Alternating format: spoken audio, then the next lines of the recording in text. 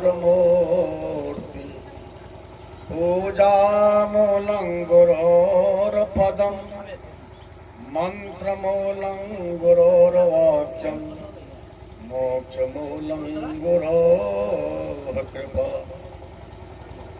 पल पल स्मरणीय अनंत ब्रह्मांड के जीवोद्धार करता, दया के सागर, ज्ञान के आगर, शब्द स्वरूपी बंदी छोड़ सदगुरु कबीर साहब के चरणों में कोटि कोटि नमन साहब बंदी। तत्पश्चात मंचस्थ महमूदा साहब, रूपनगर साहब, भजनोपदेशक सिद्धे श्याम साहब जी, भजन मंडली के सभी सदस्यगण, इस 2 दिवसीय सद्ज्ञान महायज्ञ सज्जंगम तीर्थराज प्रयाग में उपस्थित भवानीपुर की पावन धरती पर सभी श्रद्धालु सज्जनों, माता बहनों, सत्संग प्रेमियों को सदर नमस्कार, धन्यवाद, सलाम, सहबंदगी।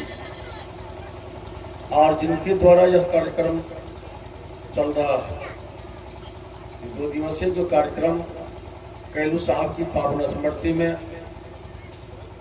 ये मनोज दास जी एवं बैजनाथ जी और उनके परिवार के सभी सदस्यगण, कुटुंबगण, सबों के सहयोग से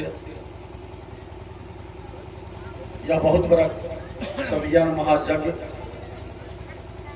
कल से ही संचालित है। उन तमाम सज्जनों को भी बहुत बहुत साधुवाद, धन्यवाद है। और विशेष रूप से श्रोता समाज को, भवानीपुर समाज को बहुत बहुत साधुवाद, धन्यवाद, सबका स्वागत है। कल से सबको घाट बना के इस सत्संग महायज्ञ में डुबकी लगाए हैं, इसलिए बहुत बहुत साधुवाद है। कल भी चर्चा चली थी साधु महात्मा के बारे में। दरअसल में मानव का जो कल्याण है, कल्याण का जो मार्ग है, वो सत्संग ही है। और जीता जागता चैतन्य मंडल के वासी जो संत गुरुदेव हैं, इन्हीं के द्वारा मानव का कल्याण सदियों से होता आया है और होता रहेगा। तो शास्त्र सम्मत, ज्ञान सम्मत, वेद सम्मत, साधु सम्मत है। अब बात कुछ ऐसी है जैसे हम लोग अब जहाँ पर अंग्रेजी ही जानने वाले हैं, दूसरी भाषा नहीं जानते हैं, यदि दूसरी भाषा का प्रयोग किया जाता तो लोग नहीं समझ पाते हैं। उसी तरह जस नास्ति संप्रज्ञा शास्त्रम तस् करोति किम लोचनाभ्याम हीनस्य दर्पणा किम करिष्यति। जिसके पास में विवेक रूपी आंख नहीं है तो शास्त्र वेद पुराण को क्या कर लेगा। जैसे अंधे के सामने में दर्पण का क्या प्रयोजन है, चश्मा का क्या प्रयोजन है। उसी तरह यह सत्संग जो होता है, जैसे अदालत है संसार में, 2 पक्षों के बीच में जो कोई झंझट है, उसका समाधान के लिए सरकार की तरफ से अदालत की व्यवस्था है। दोनों पक्ष के वकील रहते हैं, जज साहब बैठे रहते हैं, दोनों तरफ से बहस होता है, जिसका पॉइंट जबरदस्त होता है, डिग्री उनकी होती है, जज साहब जजमेंट करके सुना देते हैं। उसी तरह सत्संग जो है आध्यात्मिक अदालत है। और यहाँ पर बहुत मत पंथ के लोग बैठते हैं, अलग अलग समझ के लोग बैठे हैं, सबों की समझदारी एक जैसी नहीं होती है। तो जिसकी समझदारी जैसी है वो उसे ही समझ पाते हैं। नहीं समझने के कारण उनको उल्टा अर्थ भी लगता है। इसलिए सत्संग जो है बहुत गहरा होता है। और यही बात अमेरिका के कैलिफोर्निया में जाकर आधुनिक युग के बहुत बड़े दार्शनिक रजनीश, जो ओशो के नाम से विश्वविख्यात, जहां पर पूरे विश्व के बड़े बड़े विद्वान, अध्यात्मवेत्ता लोग सब थे, सबों को बिल्कुल चुनौती देकर कहा तो सभी की बात सुन लेना, लेकिन कबीर की बात मत सुनना। तो पूछा क्यों? इसलिए कबीर का जो ज्ञान है, कबीर का जो दर्शन है, जिस गहराई और ऊंचाई पर है, कल्पना करना दूर, अब पहुंचना तो दूर की बात है। इसलिए पहले अपनी एड़ी चोटी की सफाई कर लो, तभी कबीर के बात समझ पाओगे। अन्यथा कबीर के गावा गावे, 3 लोक में धक्का पावे। कबीर के गावा को बूझे तो 3 लोक में सूझे। बोलिए सवदेव की। और अन्य मत पंथ की बात क्या, लाखों की संख्या में कबीर मत के लोग हैं, लेकिन कारण क्या है? खास करके कबीरपंथ संप्रदाय के लोग भी अलग अलग वेशभूषा में, अलग अलग नियम कानून में, अलग अलग परंपरा में बढ़ चुके हैं और एक समूह का एक विचार नहीं है। कबीर विचार के भी जो लोग हैं नाना मत पंथ में बढ़ चुके हैं। आप जानते हो, किसी पेड़ पर चिड़िया बैठी थी और बोलती थी, और चारों तरफ से 4 प्रकार के व्यवसायी लोग आ गए और आपस में वे लोग तकरार कर रहे थे, अपना अपना वर्चस्व काम कर रहे थे। ये पक्षी क्या बोलती है सो मैं जानता हूं। सब एक दूसरे को काटते थे, नहीं ना आप गलत बोलते हो, पक्षी तो ये कहती है। तो उसमें एक बाबा भी थे, एक पहलवान जी थे, एक मौलाना साहब भी थे और एक व्यवसायी गुजरनी बहन भी थी।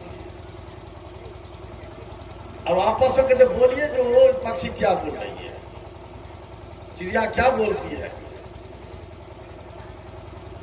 पहलवान जी से पूछा, बोलिए आपका क्या अनुभव है?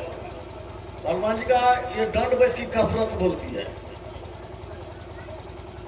बाबा से पूछा आप करना, एकदम गलत बोलते हो, राम सिया दशरथ करता।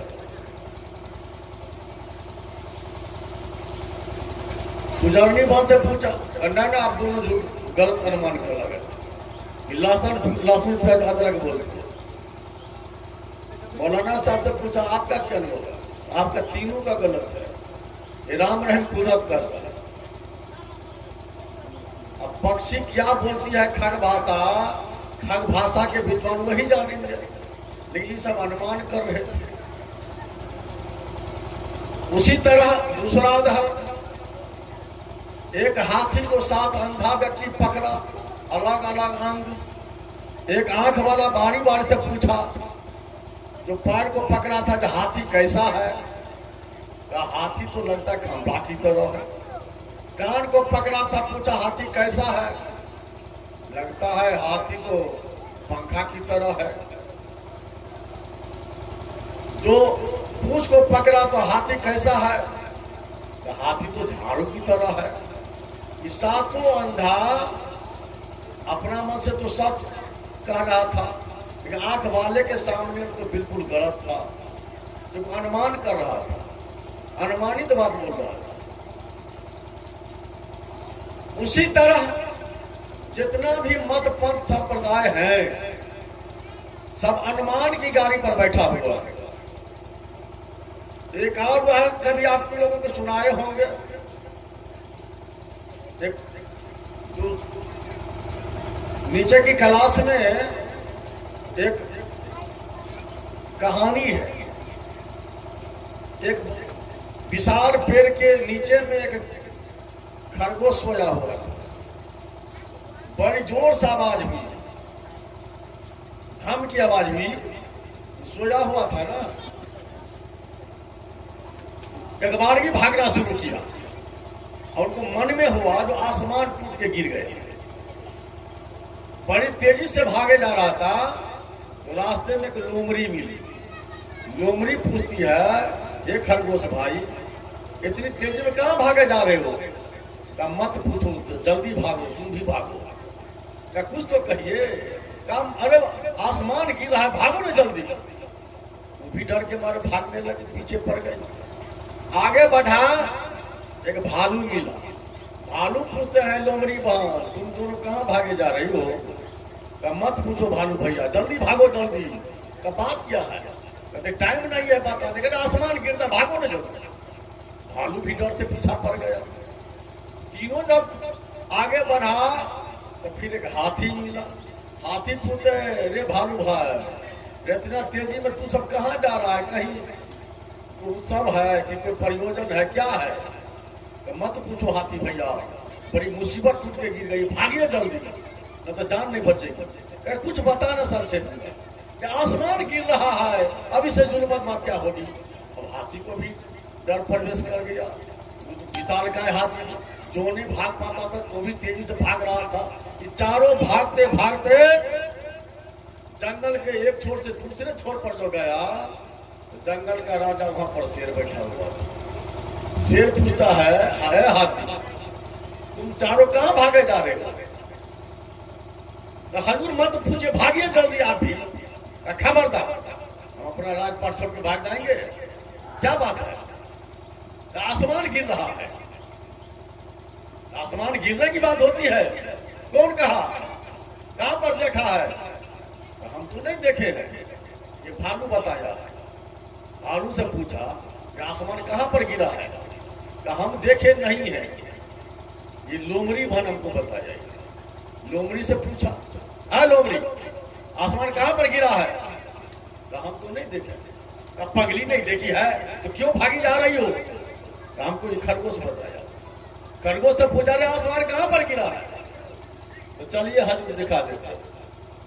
चारों मिलके आया उसी वृक्ष के पास। अब आसमान तो सब ढूंढ रहा है। कुछ ही सालों के बाद फिर जोर से धम की आवाज हुई, बड़ा विशाल फल गिरा। तो सिंह ने कहा, यही आसमान है? सब पागल बन चुके हो सजनों, यही बात दुनिया में है। सदगुरु कबीर कहते हैं, मैं कहता आखन की देखी और तू कहता पुस्तक की लेखी, लोगा मती मती का भोर आ रही। जो मैं आंखों देखी बात बताने के लिए आया हूं, और दुनिया के लोग बैठा पंडित पढ़े पुराण, आप बिन देखे का करते बखान। बिन देखी बात का बखान कर रहा है सर। इसलिए कबीर साहब कहते जो भक्षक कर विश्वासा और जो लक्षक बोल दसा। जो भक्षण करने वाले हैं उनको परमात्मा ईश्वर भगवान करके भक्ति करते हो, और जो उबार करने वाले, रक्षा करने वाले हैं उन पर प्रतीति नहीं है। इसलिए संत को बोले तो जग मारे, अन बोले तो कैसे के बनिए शब्दे को न विचारे। सांस के जग मारन धावे झूठे जग मारे। तो झूठी बात में प्रतीति है, लेकिन सच्ची बात यदि कहते हैं तो लोग कहते निंदा करते हैं हमारे ईश्वर भगवान की, हमारे वेद पुराण की। हम लोग तो निंदा करते नहीं है। अरे जैसा को तैसा के सो तो निंदा नहीं। जहां पर जिस शास्त्र में, जिस ग्रंथ में, जहां पर असली नकली सच्ची पक्की जैसी तैसी जो बातें हैं उनको आपके सामने में रख रहे हैं, इसमें निंदा शिकायत की बात है। लेकिन लोग मती मती का भोरा, अलग अलग विचार के लोग हैं, अलग अलग चश्मा के लोग हैं, अलग अलग कर्म है, अलग अलग दृष्टिकोण है। इसलिए सबकी समझदारी अलग अलग होती है। ऐसे ही महात्मा बुद्ध प्रवचन कर रहे थे और उन्होंने कहा सबको जाइए और अपना रात का शेष बचा हुआ काम कर लेना। गए सब। उनका शिष्य ने पूछा, भगवान आप सब दिन एक ही जैसी बात कहते हो, तो सब एक जैसे विचार के लोग क्यों नहीं है? हम तो कहते एक ही जैसे, लेकिन सुनने वाले अलग अलग विचार के लोग हैं, सबका दृष्टिकोण अलग अलग है। ये बात तो समझ में नहीं आ रही है। आप एक ही जैसे बोलते हो, एक ही जैसे सब सुनते हैं, अंतर कहां पर आता है? आप इसकी परीक्षा कर लो। अभी रात में मैंने बोला हूं ना, कल इसकी परीक्षा कर लो। तो 3-4 आदमी को पहचान किए थे। तो सवेरा हुआ, एक आदमी से पूछा, रात में भगवान बुद्ध ने कहा रात का शेष बचा हुआ काम कर लेना। क्या किया? तो मैं तो कभी सत्संग में जाता नहीं, मैं तो चोर हूं। तो मैं गया टाइम पास करने के लिए, और उन्होंने कहा कि रात का शेष बचा हुआ काम कर लेना। तो मेरा शेष बचा हुआ काम था चोरी, जाकर चोरी कर लिया। गजब की बात है। फिर एक सत्संगी से पूछा, आपने सुना रात का शेष बचा हुआ काम के बारे में कहा था भगवान ने, आपने क्या किया? कहा हम यहाँ से वापस गए तो ध्यान बचा हुआ तो ध्यान पर बैठ गए। फिर एक बहन से पूछा, बहन तुमको भी देखा था रात में, भगवान ने कहा कि रात का शेष बचा हुआ काम कर लेना, तो क्या किया? कहा देखो भैया, मैं सच बताता हूँ, मैं वेश्यावृत्ति मेरी पेशा है। ये संजोग हुआ कि आज रात में मैं सत्संग में भाग ले लिया। तो भगवान ने कहा जो रात का शेष बचा हुआ काम कर लेना। तो मैं तो वेश्या हूँ, मेरी वेश्यावृत्ति या काम था, जाके वेश्यावृत्ति। अब बुद्ध के शिष्य को बात समझ में आ गई तो भगवान ठीक है कहा था। तो मैं कहता हूं एक ही जैसा, लेकिन सुनने वाले अलग अलग कान के लोग होते हैं। इसीलिए तो संत महात्मा कहते हैं एक जैसे, लेकिन यहाँ पर जो बैठे हैं श्रोता लोग, समाज लोग, जो सुनने वाले अलग अलग कान के हैं। मतलब सबका कर्म संस्कार बुद्धि अलग अलग है, उनको अलग अलग अर्थ लगता है, समझ नहीं पाते हैं। यही कारण है कि संत बोले तो जग मारे। सच्ची बात यदि बताया जाता है, सच्ची बात बताई जाती है तो लोग उल्टे कहते कि निंदा शिकायत करते हैं।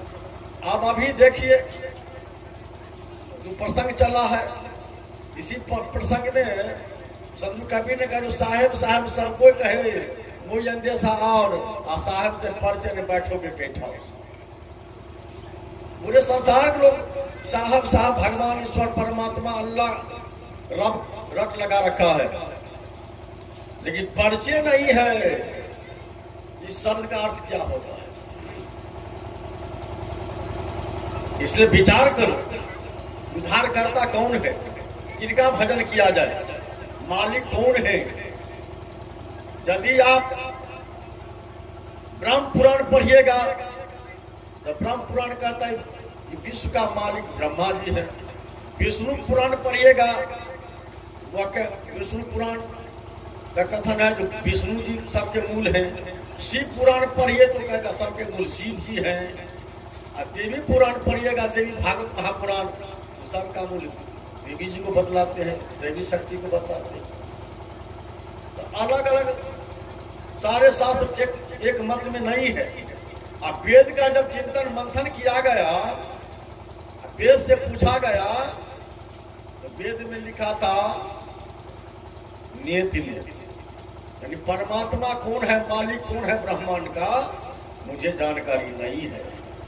तो जब वेद नेत नेत कह दिया तो मुझे पता नहीं है, आप बताइए इतना शास्त्र पुराण जो पढ़ रहे हैं लोग, तो जब वेद को पता नहीं है तो ब्रह्मांड का असली मालिक कौन है, दुनिया के लोग कैसे जानेंगे सवाल। और यही शंका मैं कई दफे कह चुका हूं। अर्जुन के प्रपौत्र परीक्षित का बेटा पांडव वंश का अंतिम राजकुमार जन्मेजय, यह प्रसंग है देवी भागवत महापुराण। एक दिन वो उनके मन में शंका हुई, मैं पूजा अर्चना उपासना करना चाहता हूं, लेकिन मुझे पता नहीं है कि ब्रह्मांड का असली भगवान कौन है। एक है कि अनेक है कि कोई नहीं है। बहुतों विद्वानों से पूछा, सबों ने कहा कि सबसे ज्यादा जानकार तो वेदव्यास है, वेदव्यास से पूछिए। जब वेदव्यास से पूछा गया तो वेदव्यास जी निरुत्तर हो गए। कहा ये शंका तो मुझे भी है, मुझे भी नहीं पता है तो असली मालिक कौन है। इसी प्रसंग को मैंने श्री गंगा के तट पर देवर्षि नारद से पूछा था, तो देवर्षि नारद भी निरुत्तर हो गए। उन्होंने कहा इस विषय में मुझे भी शंका है, इस शंका के समाधान के लिए मैंने अपने पिता ब्रह्मा से यह प्रश्न रखा था। तो ब्रह्मा जी भी निरुत्तर हो गए। कहा बेटा इस विषय में मुझे भी जानकारी नहीं है। इसका उत्तर पाने के लिए ब्रह्मा जी चले गए क्षीर सागर विष्णु जी के पास। और जिस समय विष्णु जी के पास गए तो शेष सैया पर विष्णु जी ध्यानस्थ होकर बैठे थे। ब्रह्मा जी मन ही मन संशंकित हो रहा है, लगता है यहाँ भी जवाब मिलने वाला नहीं। मैं तो समझा कि विष्णु जी महान है, ये भी किसी दूसरे के ध्यान में बैठा हुआ। जब उनका ध्यान टूटा तो पूछा, हे विष्णु, अरे सर्वोपरि देवता तू ही हो, तू किसका ध्यान कर रहे हो? विष्णु जी ने कहा भैया मैं सच सच कहता हूँ, इस ब्रह्मांड का असली मालिक भगवान न मैं हूं, न आप है, न शिव है। हम लोग तो समझिए इस ब्रह्मांड की कार्यालय के किरानी कर्मचारी मात्र है। हम लोगों को ऊपर में कोई देवी शक्ति कार्यरत है जिसकी पूरी जानकारी नहीं है। आप बताइए, सारा 7 वेद पुराण फेल है। इसी बात को जानने के लिए सदगुरु कबीर को धराधाम पर आना पड़ा। चारों बोले सुरदेव की वेद चारों नहीं जाना सदगुरु कहानियां। वेद कहता मूल नहीं अकल कथा बखानियां। निराकार के वेद आदि भेद जाने नहीं, अब पंडित करत तुझे मते वेद को जग चला। इसी बात को जाना नहीं कि सदगुरु कबीर आए धराधाम पर। भजन किनका करना है? अरे पूरा साहब से भी सब विधि पूरा हो, ओछे से ने लगा के मूलो आवे। पूरा साहेब सब विधि से पूरे पूरे हैं। त्रेता में सिद्ध बांध रामेश्वर बांधने में रामचंद्र विकल भयो, लिखो सतरेखा जल पत्थर तरायो। सदगुरु कबीर मुनि वेश में प्रकट हुए, सारे पत्थर पर सतनाम लिखा गया। नॉर्मली जो इंजीनियर थे उनको कहा अब पत्थर को रखो, न डूबा न प्रवाहित हुआ, तो फूल तैयार हुआ। विचार करो, कृष्ण की मौत हुई राजा इंद्रदमन उषा के तट पर। बहुत प्रयास किया मंडप बनाने का, असफल रहा। लेकिन काल निरंजन जिसकी चर्चा भी हुई है, काल निरंजन जब सदगुरु कबीर धराधाम पर जो वार करने के लिए आए थे, इनसे 3 वरदान मांग लिया था, बड़ा विनती किया था, बड़ा गिड़गिड़ाया था। तो हम 64 युग 70 युग 72 युग तपस्या करके इस राज को पाए हैं। अब मेरे पिता कुल है, इस सृष्टि को उजाड़िए नहीं। 3 युग में हमको छोड़ दीजिए। सतयुग त्रेता द्वापर 3 युग में गुरु पंथ की स्थापना नहीं की। और दूसरा वरदान रामावतार नाम से रामेश्वर बांध कर लंका भेजे जाएंगे, समुद्र बांध नहीं होने देगा, मदद कीजिएगा, साहब वरदान दिए। तीसरा वरदान तो कृष्ण अवतार में जब मेरी मौत होगी तो वहां पर मंडप तैयार किया जाएगा, समुद्र मंडप नहीं होने देगा, आप मदद करेंगे। तब सदगुरु कबीर इसी वरदान को पूरा करने के लिए उड़ीसा के तट पर खंती गाड़ कर, समुद्र को चैलेंज देकर, राजा दमन को बुलाकर जगन्नाथ मंडप की तैयारी करवाया। विचार करो, यदि ये सब अपने आप में पूरे रहते, अपना मंडप तैयार कर लेते। विचार करो। इसलिए सज्जनों, जब सदगुरु कबीर इस काल को भी मदद किए हैं, तो जीव को मदद कैसे नहीं करेंगे? तो सतयुग में अचिंत नाम से, त्रेता में मुनीर नाम से, द्वापर में करुणामय नाम से, कलयुग में कबीर नाम से। और ये सुपर सुदर्शन जो आकाश में घंटा गा रहा था, जो कृष्ण की अध्यक्षता में महाभारत युद्ध के बाद राजा युधिष्ठिर से बहुत बड़ा जो जग करवाया था, और शर्त थी जग सिद्ध होगा, ये कब जाना जाएगा जो आकाश में घंटा गा रहेगा।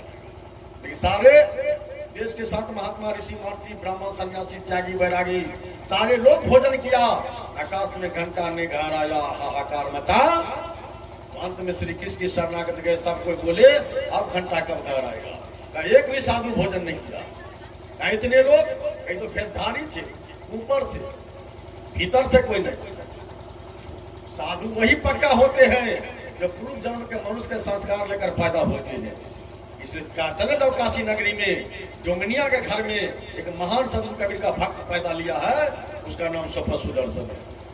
उनको लाकर भोजन करोगे तब तुम्हारा जग सिद्ध होगा। सज्जनों, तो कृष्ण की अध्यक्षता में ही वो जग हुआ था। लेकिन घंटा घर आया कौन? जो मिन्या का बेटा संसुत सुदर्शन। बोलिए सरुदेव की। इसलिए सज्जनों, तो सारा शास्त्र मत प्रमाण है।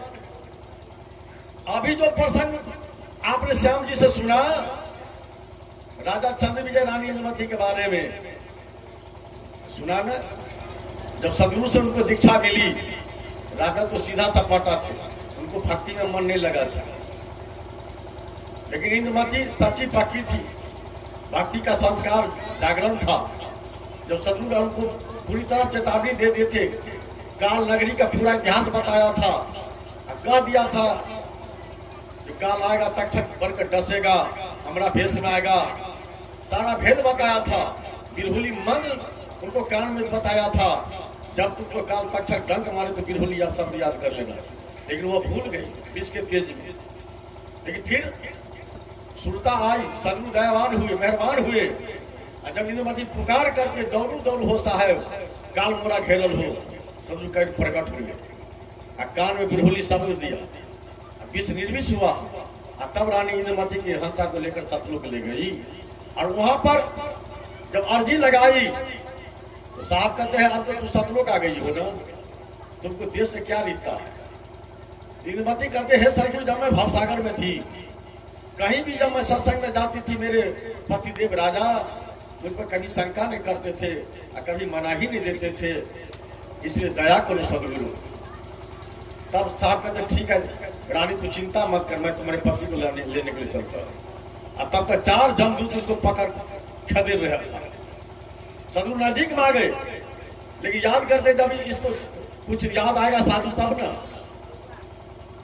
राजा सोचता है मेरी रानी सदगुरु को पुकार करती थी, तो राजा भी सदगुरु पुकार जब किए, तब सदगुरु 4 जमदूत को भगाकर राजा चंद्र विजय का हंसा को लेकर सतलोक गए।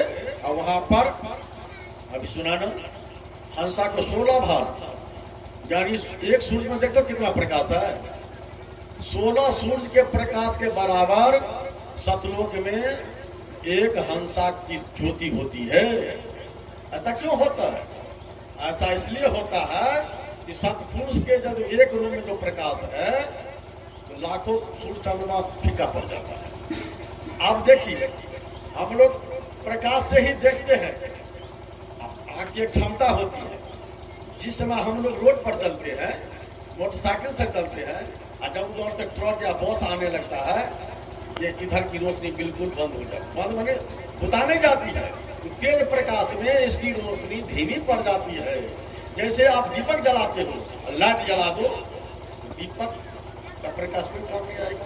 जैसे दिन है तो दिन में कितना भी आप प्रकाश स्रोत जला लो, उससे कोई फर्क नहीं पड़ता, सब फीका लगता है।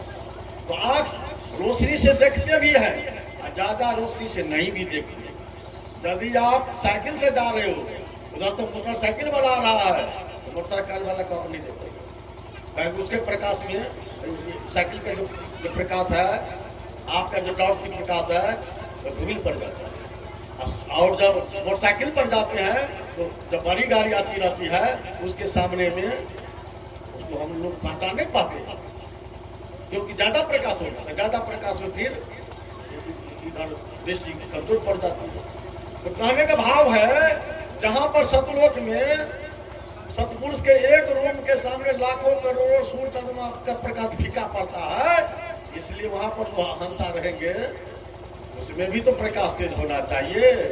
इसलिए 16 सूर्य के प्रकाश के बराबर उदाहरण दिया गया जो ज्योति मिलती है। अब जिनको शंका हो, तो यदि कोई विज्ञान पढ़े हो या गूगल चलाते हो, तो गूगल में सर्च कीजिए। अभी मैं बोलता हूँ, ब्रह्मांड का सबसे ठोस और चमकीला पदार्थ का नाम क्या है?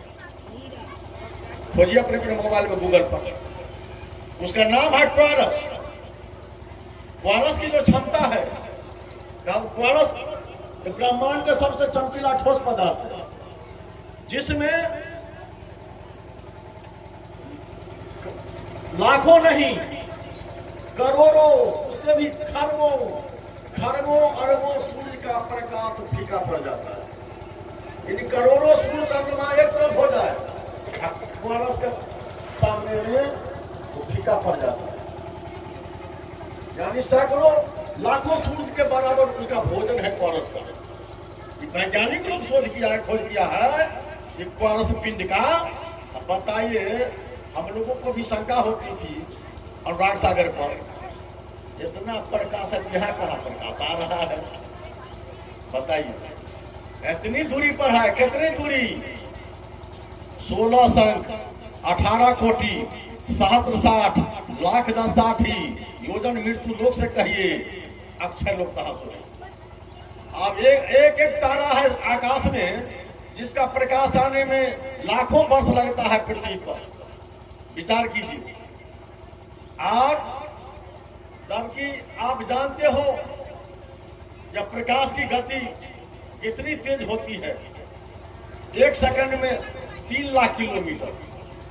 विचार करो। यही कारण है सूर्य की दूरी 15 करोड़ किलोमीटर है लगभग, और वहां से पृथ्वी पर प्रकाश आने में 8 मिनट का समय लगता है। चंद्रमा की दूरी लगभग 4 लाख किलोमीटर है, वहां से पृथ्वी प्रकाश आने में 7 सेकंड लगता है। विचार। इसलिए इतनी दूरी पर ये पिंड सब है, लाखों लाख वर्ष समय लग जाता है यहाँ पर आने पर। इसलिए सतलोक की जो दूरी बताई गई है, तो हम लोग इकाई दहाई पढ़ते हैं शंख महाशंख पर जो जाता है 192 महाशंख, इतना किलोमीटर। जब हम लोग किलोमीटर में उसको बनाते हैं गणित में, ये दूरी जो है 192 महाशंख पर चली जाते हैं, उससे आगे और गिनती है। इसलिए कह रहा हूं, अभी कहानी में सुना जो 16 भानु, तो भानु माने सूरज होता है, तो 16 सूरज की ज्योति के बराबर वहां पर हंसा को ज्योति मिलती है। इसलिए कहा जो इस ज्योति को राजा चंद्र विजय पहचान नहीं पाएंगे, इसलिए तू सामान्य उस ज्योति को हटा लो और तब मिलन करो। तब मिलन हुआ, तब राजा चंद्र विजय पहचान किए, गर्दन में गर्दन जो कर रोए, अका धन भाग है इंद्रमती, यदि तुम्हारी जैसी पतिव्रता भक्ति नारी नहीं मिलती, मैं काल के जाल से नहीं छोड़ता।